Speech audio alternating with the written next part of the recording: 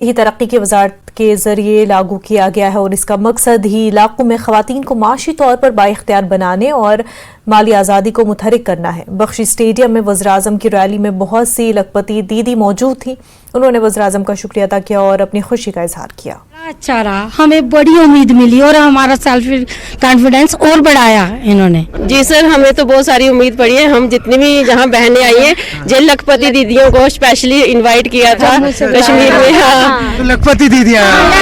जी sir, sir हम बड़े गांव एरिया से आते हैं, हम महिलाओं को बाहर जाने की इजाज़त नहीं होती है और JKRLM उम्मीद ने हमारी ज़िंदगी में रोशनी कर दी है।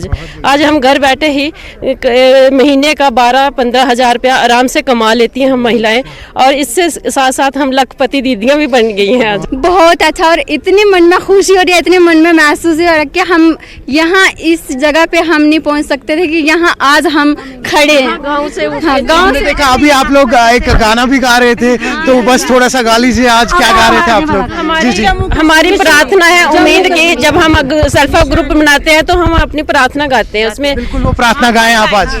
ज्योत से ज्योत जगाते चलो, ज्योत की गंगा बहाते चलो, प्रेम से ज्योत जगाते चलो, प्रेम की गंगा बहाते चलो, राहों में आए जो दीन दुखी, सारा गले से लगाते चलो, प्रेम की गंगा बहाते चलो, जिसका न कोई संगी साथी, ईश्वर है रखवाला, जो निर्बल है, जो निर्बल है, वो है प्रभु का प्यारा।